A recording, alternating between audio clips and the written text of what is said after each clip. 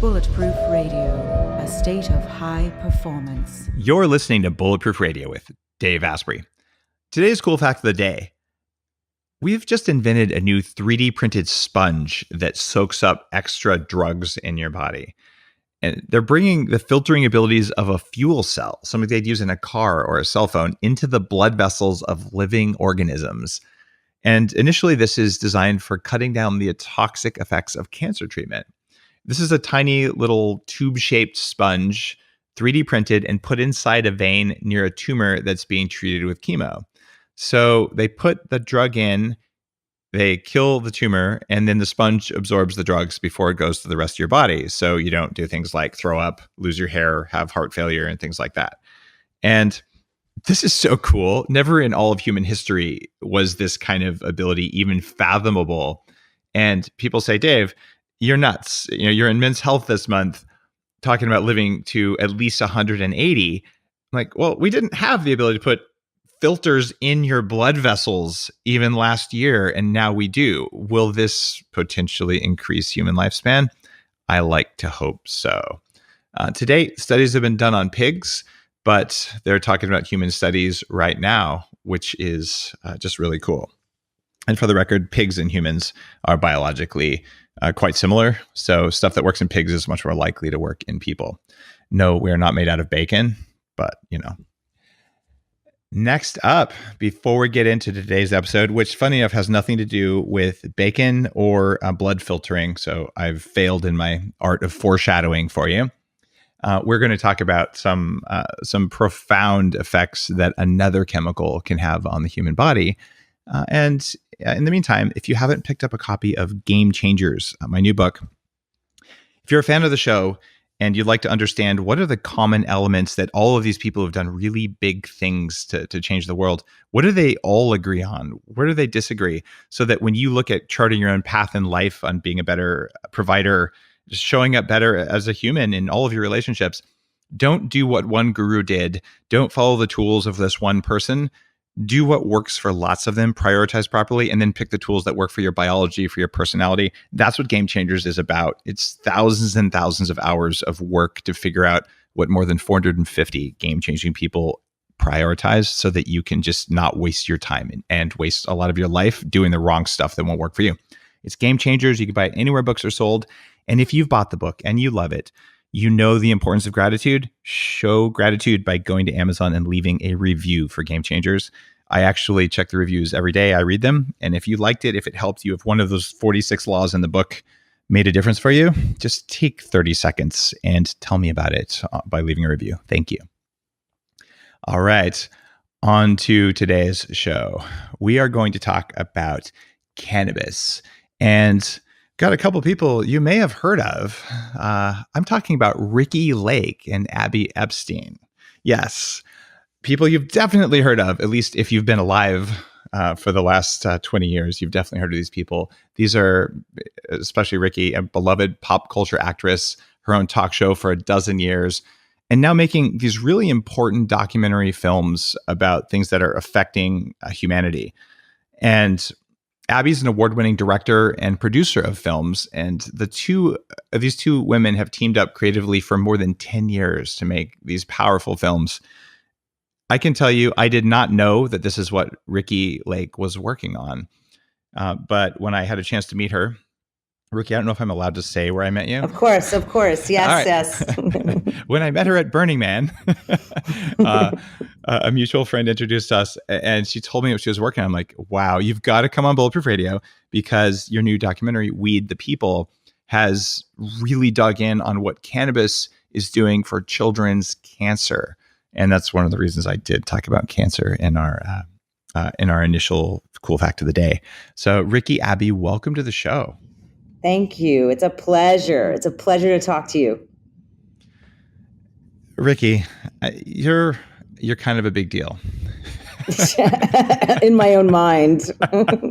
So, for people like me who didn't know that you had transitioned into making these documentary films, tell me about why you stopped doing the talk show and started with the documentary The Business of Being Born, which 5 million people have watched it, and things like that. What made you change?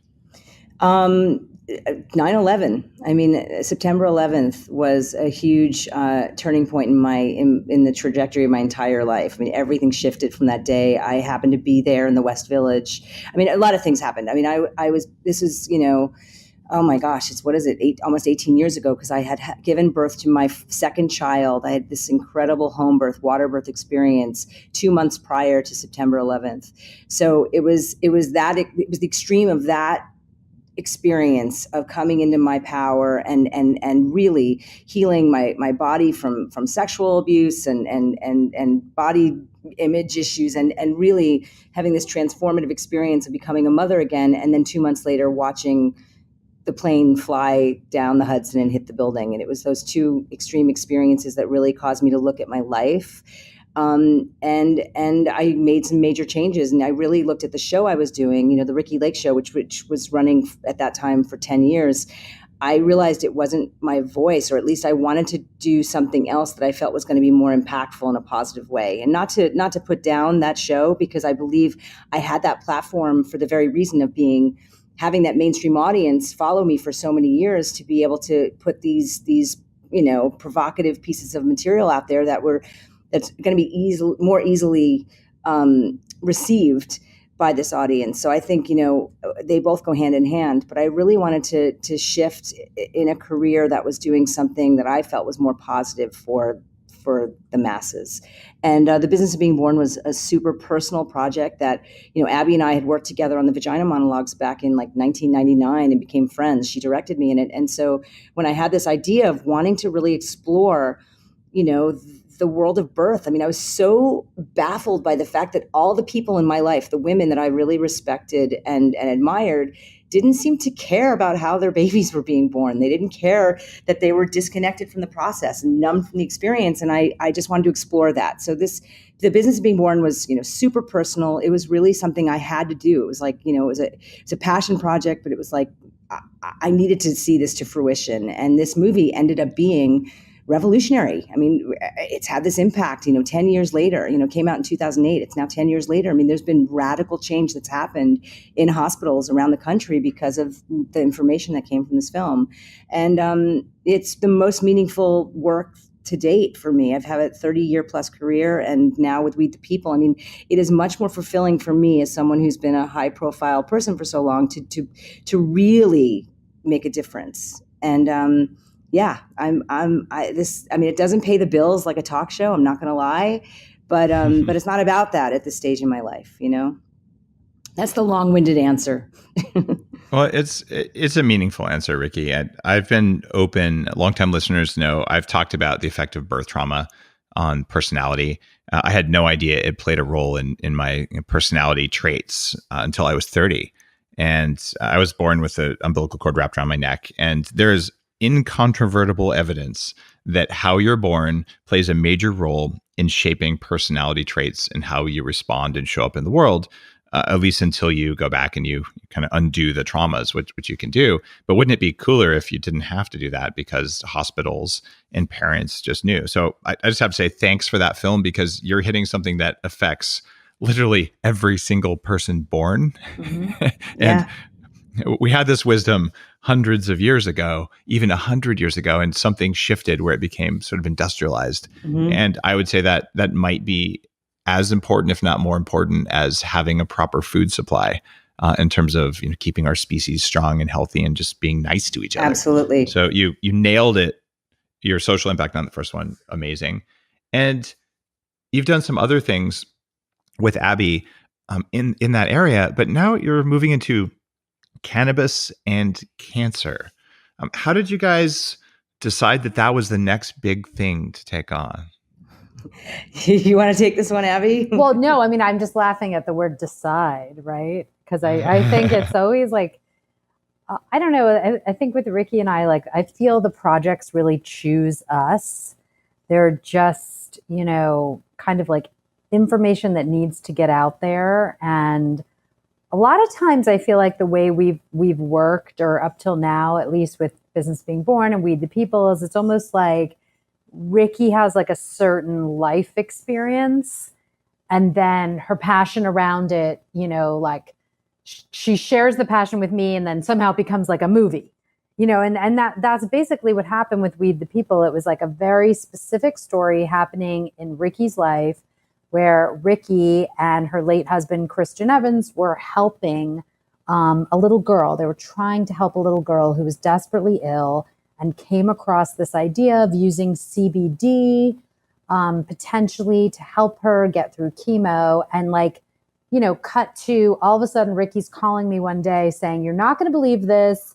We're taking this little girl. I'm chartering a plane. We're flying her up to Mendocino to meet this cannabis physician and try to get her on these cannabis oils." And I was just like, I think this is a movie. Like, I'm coming and I'm bringing a crew. And, if this is a movie, like, we'd have to start documenting it now. So it was just a real leap of faith. Like, it was just a kind of a story that was unfolding in Ricki's life. And I think we were so taken by what we were discovering about the science of cannabis and the fact that it could help these children, that it just like organically snowballed into a movie.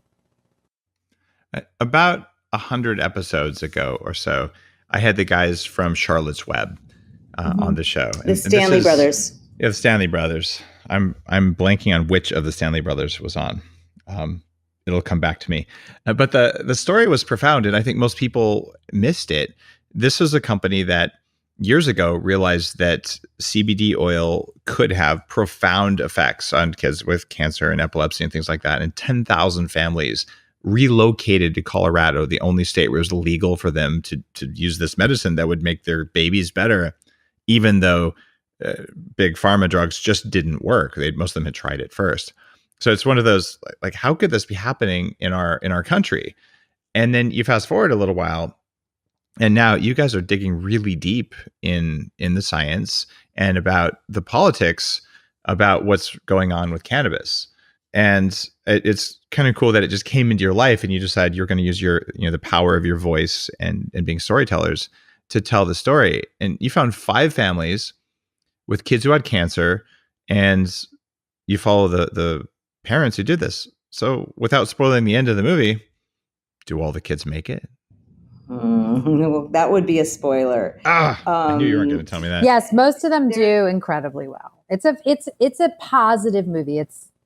So it's not like, we make you sit through these tense stories and for these tragic endings. I mean, it's definitely like an uplifting, feel good movie. We'll say that much, right? Yes, it's hopeful and it's dramatic and it's powerful. So you did something kind of risky though. Okay, cannabis for adults is still controversial, and I'll be the first one to say it's not without risks, especially if you're smoking and vaping, in that it lowers blood flow to the brain, but it also can have positive effects. And so, like, if it works for you, works for your brain, and works for your medical situation, like, absolutely do it. But it's probably not something you want to do at high dose every single day if you have a typical brain. But you went straight for cannabis in kids. I mean, that's kind of like, kids should start smoking and drinking alcohol too, in terms of the way people don't know what you're doing. So you kind of took the most controversial, most in your face approach about it. Not a conscious decision. That's just because what happened, or, I mean, what did you think about that? It was a conscious decision with Abby. I mean, we were following other characters as well. We had an adult with stage 4. I don't remember what kind of cancer she had, but it was Abby's idea to kind of streamline and focus specifically on these children because it takes the stigma away. This is not about getting high. Most definitely. If someone listening thinks it's about getting your kids high, like, go to a therapist or something. I don't think anyone sane would advocate for that. It's more about reducing suffering or saving someone.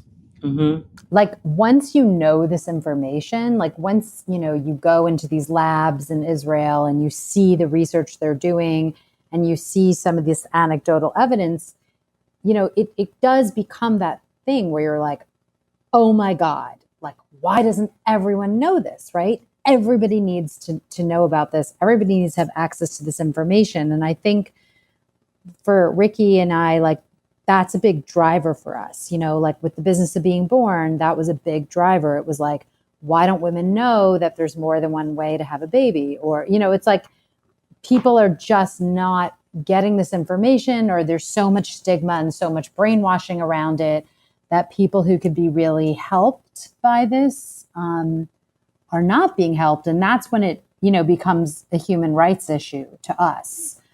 Because you're taking a potentially life-saving, solution, or a potentially life-saving plant or medicine, however you want to label it, and you're keeping that from people. And it's that dramatic and it's that urgent. So, I think that was also one of the reasons that we stayed focused on children. Was to really, move people emotionally around this and sort of humanize this issue, because a lot of people will just think of it as like, oh yeah, that person who's going through chemo, losing their hair and they're nauseous, so they're smoking a joint. And what we're trying to show in the film is no, there's actually clinical evidence about the ways that cannabis kills cancer, and that's, it's a whole nother level that people aren't aware of. Now, when watching the film, what stands out is that all of the families you followed weren't I'm going to affectionately call them, the tinfoil hat.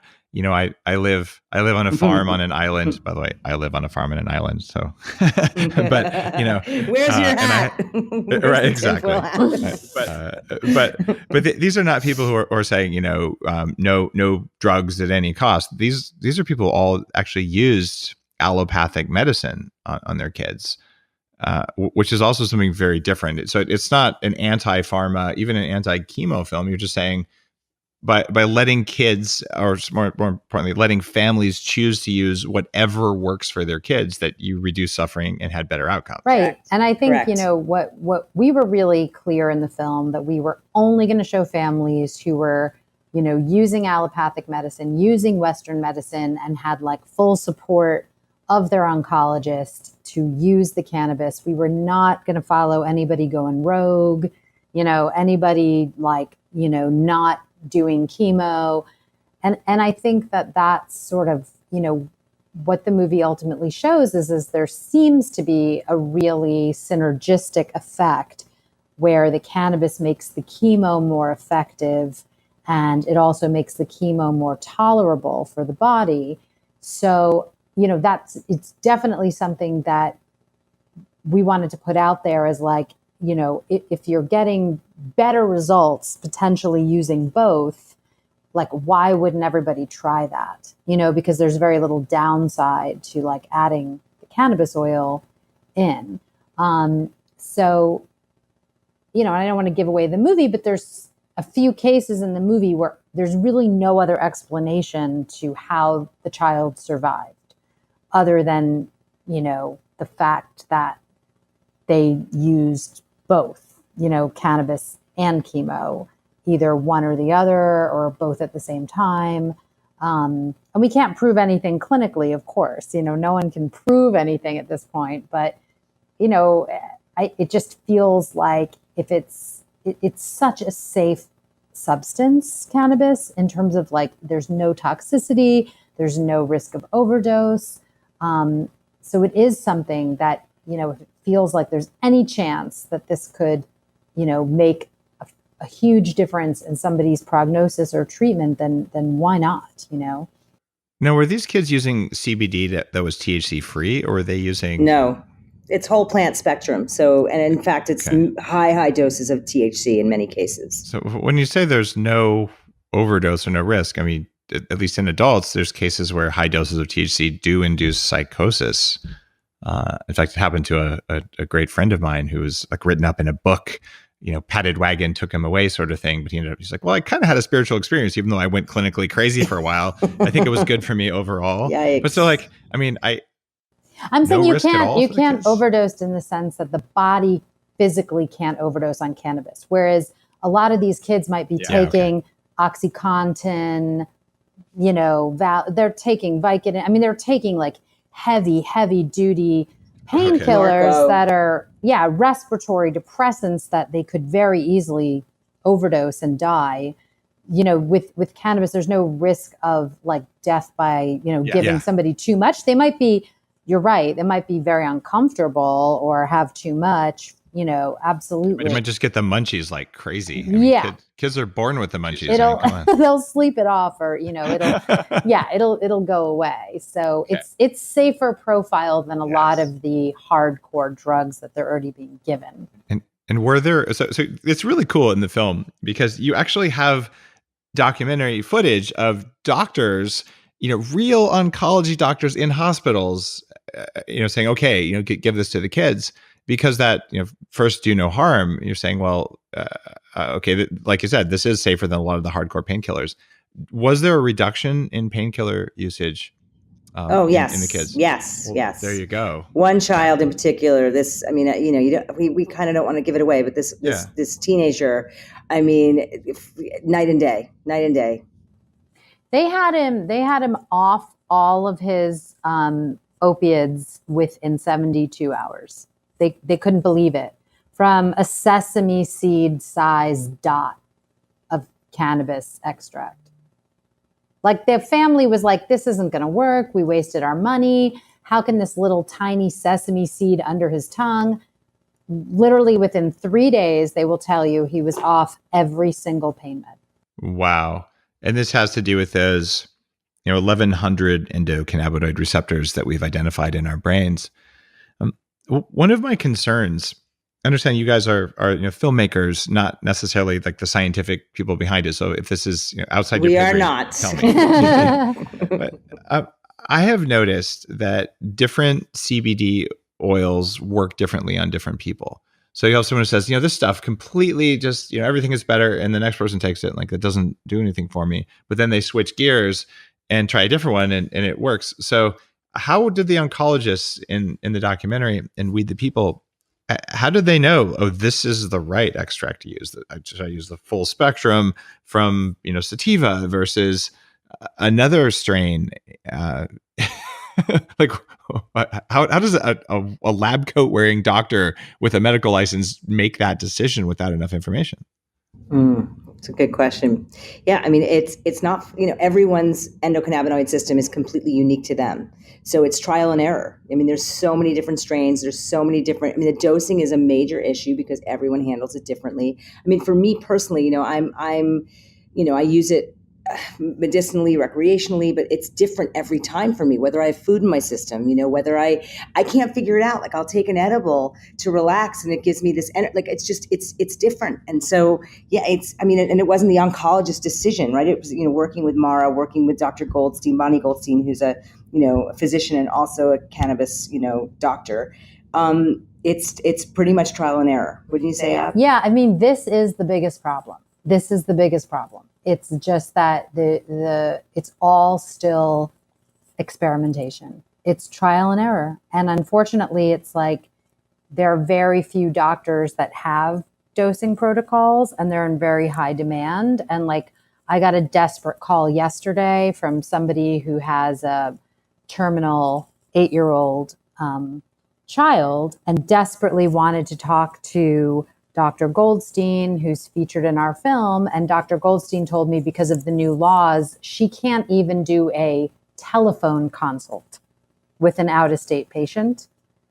But yet that patient could call a dispensary and talk to them all day long. So the problem right now with cannabis medicine is that a lot of the dosing and the prescribing is unfortunately falling into the hands of the actual, cannabis oil makers, the dispensary owners, the people who are making the medicine. So they're collecting a lot of data about how their patients are doing. And you see that in our film. There are very few doctors who are getting trained in this, who are interested in this at all. And we show the handful of oncologists in our film who are interested in learning more, but the reason they're interested is because they've seen how well their patients are doing. and they want to learn more. But it's very, very interesting. And one of the scientists in the film, Dedi Meri, he's at the Technion in Tel Aviv, and in Haifa, sorry. And he, is this top cancer biologist, like one of the top cancer biologists in the world.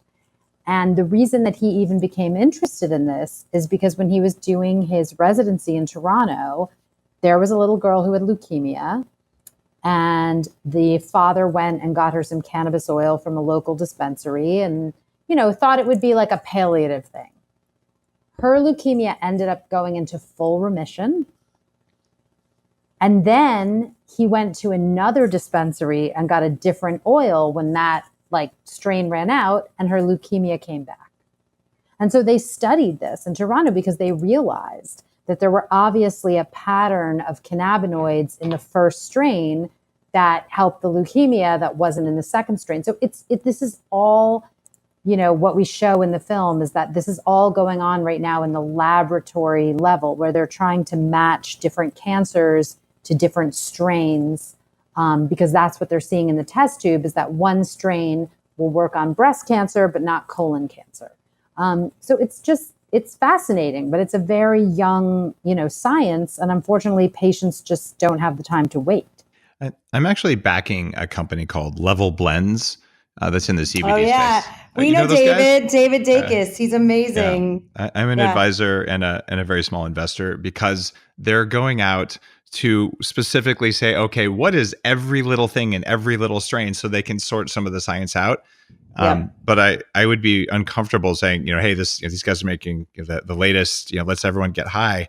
I'm not opposed to that if that's what you want to do. But in terms of having medical predictability, I still find it irritating that the stuff that works for a lot of people that's allegedly THC free, I can take it and I just get tired and hungry. Like, I just lost 4 hours of productivity, and maybe I'm less inflamed, but I wasn't supposed to get high from this. I didn't get high from it.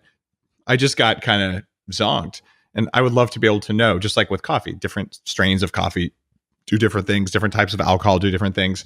So someone has to do the science.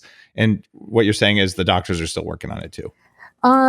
Yeah. I mean, I think who's working on it, to be honest with you, is the cannabis companies. Well, I think they have good reason for that. Yeah. And I think that, it was interesting because we were invited to screen the film for Parliament in London over the summer. And what was clear was at the screening, there were all these, bankers from Canada.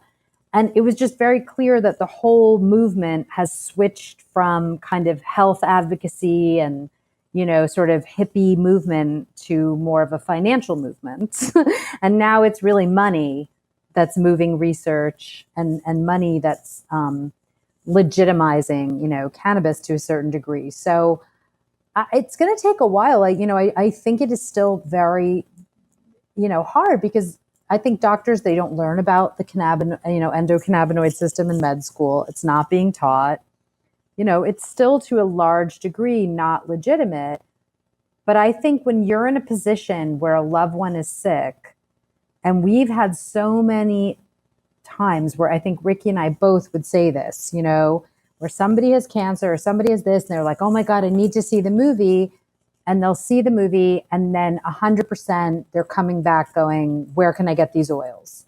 Because I think that people are desperate for other tools to help in this fight against cancer. And there is so much cancer that, people are really willing to try this. And the stories that come out, like a few of them you see in the film, that really seem like miracles, right? It's like those stories, I think, people see them on the internet, or, and they're really kind of beyond explanation. So you're just, everybody is sort of wants to at least try. And in the film, we only talk about cancer, right? I mean, there's just now so many different conditions that cannabis is helping. The problem, though, is that it's still listed as a Schedule I drug, which means no accepted medical use and high potential for abuse. Yeah. There's that. Yeah. And so I've talked with the CEOs of some of the largest beverage and consumer packaged goods companies in the world. And it's really cool because, running Bulletproof, being our CEO, I get to meet people who are literally controlling many billions of dollars in what we put in our bodies. And the good news is they're all curious. They all got the message we sent them over the last 15 years that said, stop giving us crap because we won't buy it anymore. So they're all kind of scratching heads going, what do we do? And several of them said, Dave, what do you think about CBD oil? I'm like, well, I know it kind of works. And I know that whoever does it first is probably going to get smacked around a little bit, even if it's without THC.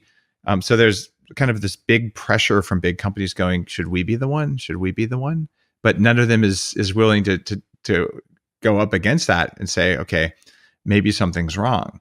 So tell me about the patent that the government holds on, on this high potential, no medical use drug. How does that work? It's ridiculous. Yeah, I mean, you're in Canada, right? I mean, what's it like for you? I mean, is there access everywhere for you to get anything and everything you want? I mean, I think now in British Columbia on the West Coast here, I think you can get whatever you want. I see the dispensaries all over the place, but honestly, it's not the drug that works for me. I'm a caffeine and potentially an oral, non-smoked, non-tobacco nicotine kind of guy,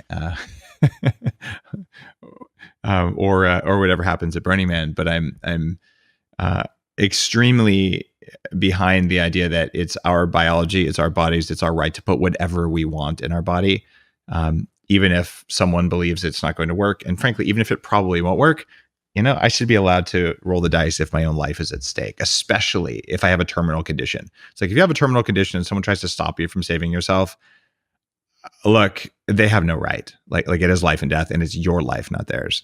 So I'm 100% behind what you're doing, but I couldn't tell you whether I'm allowed to go buy pot because frankly, haven't had a need to. Well, and I think there's a lot of people like that. I mean, going back to the patent, I mean, yes, it's ridiculous at this point. It's just stupid hypocrisy. Well, tell me about it. Like what is the patent for? So the government patented in 2003, they patented CBD as an antioxidant and a neuroprotectant. Oops, no medical value. Right, exactly. That's saying no medical value, Schedule 1. And, yet they have a patent on this substance. So, clearly the prohibition of cannabis is just, honestly, it's about racism and greed and political motivation. It's about nothing more. It really has nothing to do with, the medical value of the plant. And, I think the U.S. is going to have to turn on this and deschedule this soon. But I do say, because, I'm also one of those people, Dave, where I'm not a cannabis person. Like I never have been. I've never responded well to it. I don't feel like it's ever done anything for me. People give me tons of bottles of CBD and like I take tons of it and I'm like, I'm not sleeping better. I don't feel it. But I think one of the things you have to remember is that what's so interesting about the plant is that it's all patient titrated. So it's an immunoregulator. So essentially it goes in and it may do something different for every single person who takes it. Yeah. It's an adaptogen. So it's like your endocannabinoid and your endocannabinoid system may be like just great. You know what I mean? Like it literally, like you don't need it. And so when you put it into your body, it actually takes things like down a notch, Mm-hmm. Or you may be using the wrong cannabinoid, like you may be needing THCA or THCV, or, you know what I mean? There may be other cannabinoids that we, which will be the next CBDs that we'll all be hearing about that work for you. And that's what's so fascinating about it. And I think, like I've been giving it to my son for ADHD, and I started him on CBD, and that was helpful, but now I've switched him to THCA, which is the raw amino form of THC. It's the non-psychoactive. And that's, I think, been even better for him than the CBD, but it's like, I can take a bottle of that THCA and it does nothing for me because, it's not, I don't need it. So that's, I think, a little bit of the philosophy, behind it. It's really awesome that you're open about that. It's the same thing with nootropics. I've been taking smart drugs for more than 20 years now on a daily basis. And I'm one of the people who kind of put them in the biohacking world and went on Nightline talking about modafinil and kind of made this, hey, maybe you really could take a supplement that does that. But what drives me nuts is, especially when you get to the pharmaceutical side, the stuff that works for person A doesn't do anything for person B, or it gives them a headache, right? So it's like you got to go out and try a couple and see what works. The plant-based ones tend to be more reliable, which is why that's the stuff that I formulate. But just recognizing, just like with nutrition, look, you may need more protein than your husband or wife. You may need a different kind of fat, but there are some rules that work for everyone, and like that it's okay to experiment. And that old medical model that's like, this drug will work on everybody. Well, that doesn't work for drugs either, because there's what's going on in your gut bacteria, what's going with your genetics. So we will untangle this. I just don't know how quickly, with machine learning and big data and genetics and all that. But you've talked to more researchers than I have. How hopeful are you that we're going to get to the bottom of this in different time frames? Like, is this a 5-year problem, a 10-year problem, a 100-year problem? I think the scheduling needs to change first, so that we can do the research in this country and do real studies. If there's a block, that the federal blocking, we work with UCLA now. They have a cannabis research initiative that they're like, more than 18 months in. They're super proud of it, but they're having such issues raising money because of the scheduling. So obviously I do believe in our lifetime, yes, the scheduling is going to it'll be descheduled. I do believe that. But this we can't do much of anything in this country with research, real research, as opposed to anecdotal, until that changes. Well, I'm gonna play devil's advocate. I mean, a lot of the anti-aging technologies that I use, stem cells, some of the other lasers, other things. Yeah, you kind of got to go somewhere else. So there's an issue of national competitiveness. You guys went to Israel for Weed the People, and you talk with scientists there who are willing to do cutting edge stuff. Just like if you want natural killer cells for cancer, you can go to Israel, and they're doing these amazing things for cancer. And in the US, they're like, that doesn't exist. And you're like, but it does over there. So eventually, if we don't take it off the schedule, it's an issue of national competitiveness. And I think with Canada becoming legal, I mean, we don't want to be second, so maybe that'll push things to change in the US. I'm hopeful. So you're saying if things change in terms of just being allowed to do research on it, and I would say, well, while we're at it, we might as well take all of the other plant medicines and take those off the schedule too, and say, if you're doing medical research, especially on terminal people, and it's well controlled, let's not say that, quote, no medical benefit, because people who've studied logic, like me, in computer science or philosophy, or have a brain, math, or have a brain, you can't disprove something. Right. Like, it doesn't work. So what they're saying is, we don't know of a medical benefit, but since we stopped studying it, we never will. And like, that's just dumb. I cannot get behind that as a human being. And I think it actually causes immense suffering, or at least it takes away options for people who are going to die anyway. And those are both, crimes against humanity level behaviors. Like, it's not okay. Can you tell me one of the most inspiring things that you saw when you were filming the movie? Like just give me a story, whether it made it into the final cut or not, but something that you saw where you're like, that could not have happened, but it just did. Oh my God. There's so many things. I mean, I think one of the things in the stories, like I was just sort of blown away by the parents, and especially the moms. Like, in many ways, the film is really a testament to, how far parents will go for the love of their children. And, there's one of the moms in the film who's just so incredible. And I remember when we were in the pediatric oncology ward at UCLA, and her son was going through a particularly bad round of chemo. And this woman had done so much research. She was going to a naturopath and bringing like all the naturopathic, medicines, everything, all the powders, the glutamine, everything. She was bringing it like into the oncology ward and trying to get the doctors excited about it, which of course they were like, take your naturopathy and go away. But when they saw like some of the results that she got, like she was able to get rid of all his mouth sores with glutamine powder, and they were like, oh my God, we should do a clinical trial on glutamine, and like they were giving him all these anti-nausea drugs that weren't working. And then she brought in the cannabis and they couldn't believe it. And they were like, okay, I don't know, but just give him more of that. Whatever you're doing, give him more. So it was incredible. We were sitting in a hospital room in UCLA, and this mom had 2 jars of cannabis oil in Tostitos jars. She had literally cleaned out Tostitos and salsa jars and had 1 CBD and 1 THC.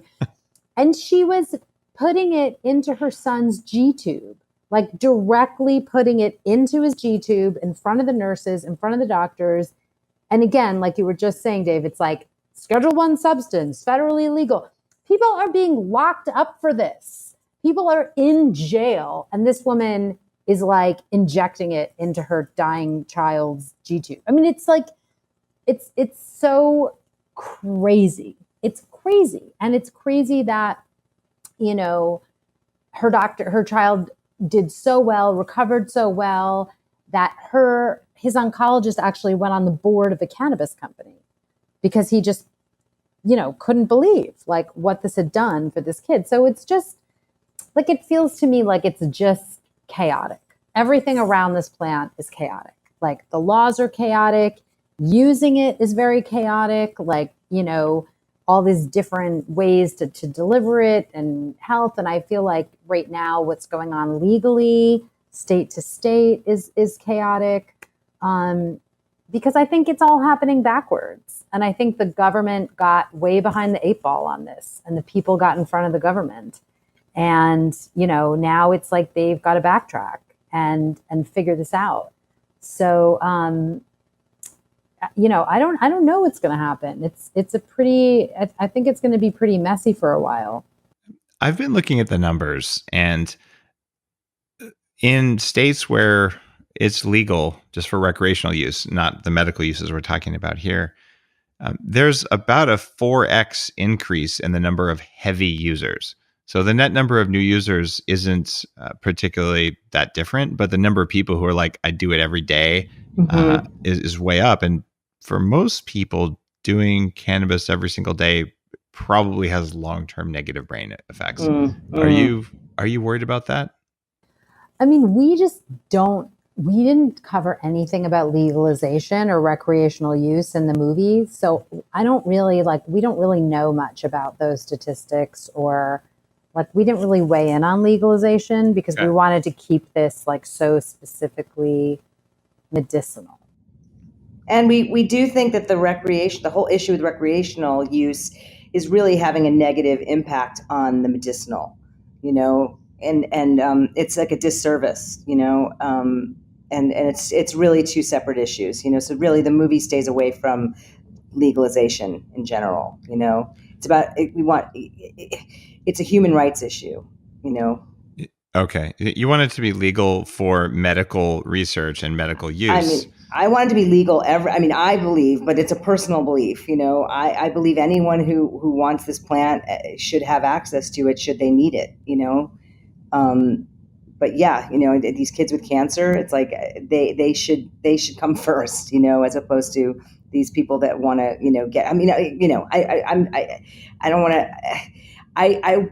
hopeful that, that the government is going to do the right thing for particularly these sick people that need it.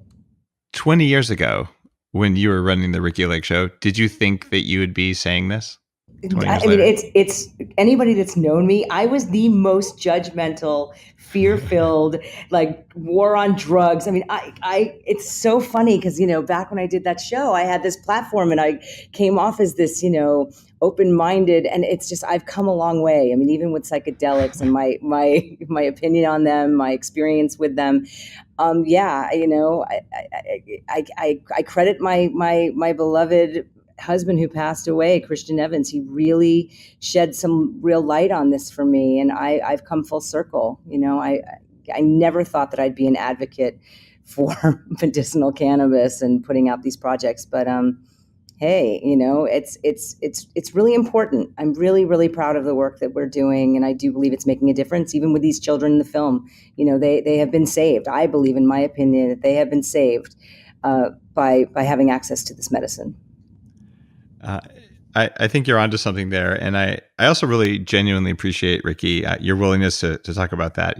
I've evolved as a human because it feels like sometimes these days it's easy to go back 20, 25 years ago and look at someone's work and say, oh, this is that person, but we learn and new science comes out and things evolve, and I'm happy that you're open to the evolution, and I'm hoping that people listening will also do that, do that in their own lives. Just be like, hey, you can reconsider something that you once took to be a fact. And I think it's time for cannabis to say, look, it has benefits. It is not without risk, but given cancer, the risk of cancer is pretty darn high if you have it. Mm-hmm. So that risk is going to be higher than whatever risk of cannabis. So like there, it's a basic thing. And I'm also grateful that you guys are giving Bulletproof listeners a 30% off discount who want to see the movie, which is generous. And if you're listening to this, this is just a gift from Ricki and Abby, and I have no financial interest or anything like that in this. So just because you listen to Bulletproof Radio, you just save something. You can go to weedthepeoplemovie.com/Dave and use code WTPDave, and they'll give you 30% off the regular digital download price, which is a generous offer. And I'm happy if you decide to watch it, because I think you'll find that there's some science in it, and there's also some inspiration. And if you're of the mindset where, this is the devil's weed, that is not borne out by the science. And if you're of the mindset that everyone should be, doing half a pound a day, that is probably also not borne out by the science. But you'll learn something from the film, and you'll get a new perspective. And if you are dealing with cancer or chronic illness or chronic pain in your family, you probably doubly need to go watch Weed the People, because there's some really good stuff in there for you. That's weedthepeoplemovie.com/Dave. Use code WTPDave to get 30% off the digital download price. You can also go to the Bulletproof blog and go to the show notes page. And of course, we'll have the transcript for you, and you can get the code and you can get the download link just by going to the website. I have one more question for you guys. Let us have it. Now, I've been talking openly about the fact that I'm planning to live to at least 180 years old. And I'm planning to do that without falling into the trap of tubes, diapers, putting my car keys in the refrigerator, and basically losing my faculties as I go. And some people think I'm nuts. Some people think that sounds really cool. And here's my question. And Ricki, I'd love you to go first on this. Given all the stuff you know about cannabis, all the other things you've experienced, how long do you think you can live? Oh my goodness. How long do I want to live? I do not want to live to 180. I mean, and I it's about quality versus quantity for me. So I want to have a quality life, having lost my husband almost 2 years ago to bipolar and mental illness, he suffered most days we were together, and I just want to live a fulfilling, productive, happy, joy-filled life for as long as I can. And so, I say that, like Burning Man, for instance, I'm going to go every year that my body and my wallet allow, I want my body and my mind to hold up. And so, I don't necessarily need to live a long, long life. I just want it to be quality. Beautiful. Abby, what do you think? So it's how long do I want, or do I need, or it's how long can you, and how long do you want to? Like I want to understand people's attitudes towards this idea. Look, maybe I could live as long as I want with a high quality of life. What do you think is possible? What do you want to do? Yeah, it's interesting. I mean, I would definitely opt for length. I definitely. That's gonna be my new ringtone for you. Yeah, I will opt for length. That can be applied for a lot of different things. Exactly. I'll take that all around. Yeah. So definitely, I mean, for sure, I would love another 50 years. I'm approaching the 50 mark. So I would like to have another 50. I would like to double what I've lived. And I think I could probably do that fairly well. Like, you know, and with a pretty good kind of quality of life. Why 180, Dave? Why 180 and not 200?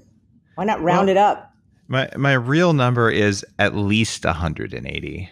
Okay. And the reality behind that is I would like to die at a time and by a method of my own choosing. Yes. And the reason I came up with 180 as being feasible is really basic stuff. We know we can do 120 because we've seen it happen. There's multiple documented cases of people in their low 120s. So it's possible and inarguable at this point. And I kind of feel like, given what we know now, starting before I'm 50, if I start reducing the damage of metabolic stress and all the things that we know whittle away at your ability to live a long time, 120 ought to be achievable, assuming, you know, a truck doesn't drive into me or something ridiculous. And I look back 100 years. We didn't have antibiotics. We didn't have DNA. We didn't understand mitochondria. We didn't have big data. Like, we didn't have machine learning. We didn't have the internet, for God's sake, for doing research. And I could do more research now than a doctor could do in 2 years in 1970. Right? Because they had to use microfiche. Do you guys remember those dumb things? Half the people listening have never seen one. Yeah. Right? So, given all that, if we can't extend human lifespan by 50% in the next 100 freaking years, then I'm stupid. Like we can do that. And I know the people doing the research right now. They've been on the show. They're my friends. I have one company I'm working with. They've extended the life of rats by 93%. I'm taking that stuff. I'm not a rat. Just give me 10%. I'm good. Right. So I know this is going to happen. And this isn't my first disruption. My only quest now is, I want the people who live a long time to be full of wisdom and giving back to their community instead of being a burden on their community. Yes. And that's why quality of life matters. So that's why I think about it this way. I'm not worried about overpopulation because my first book was on fertility, and the fertility rate is dropping globally because of what we've done to our environment. Don't worry about that. Worry about being a great human being who gives back and live a long time. What about our planet? What about having a planet that's healthy and that is going to keep us going? Does that worry you at all? Are you going to pollute the sandbox if you're going to be in it for 180 years? And you're not, but what about everyone else? Well, I think that if you have a long-term vision that says, you know, I'm going to be around for way longer than I expected, you have to start taking a longer-term view. And the longer you've had a chance to experience life, the more you realize that you pay for something now that you did 20 years ago. And I think we can actually have this idea of the village elders who used to pass down knowledge. We can do that better now, and that will actually have a better environment, because fertility rates and birth rates are dropping in most of the westernized countries right now. And I think what we need is people who care deeply and are going to be around for a long time to be better shepherds of the world, instead of just, you know, having babies, getting out of the way and letting the next generation repeat the mistakes of the first, which is how Mother Nature designed it. Shame on you, Mother Nature. We can do better. Mm-hmm. Wow. Well, I like what you're thinking about. Yeah, makes a lot of sense. Maybe I do want to join you in the 100 club. If you felt good, Ricki, Abby, yes. and your brain was on, and you were able to sit down and connect with people and say, you know, in the last 100 years, I've seen so much, and here's where you are on the curve, and people would listen to you. Wouldn't that just be awesome? Like Absolutely. Wouldn't your impact be amplified? And the reason I say this, I learned a lot of what I know from people who were in their 80s when I was in my 20s, because I ran an anti-aging nonprofit group. Trust me, old people, they know stuff that we don't know because we're not old yet. And when I'm old, I hope I'm in a position to give back even more. And so that's where this all comes from. And amazing. You're amazing. Thank you. But one of those is the knowledge you have that you're passing on in We the People, the path you've walked. it's of value, right? And I think by sharing that on the show and just by sharing it with people in our lives, we can make the world a better place. And that's why I asked that question, like, what are you going to do if you have a long time?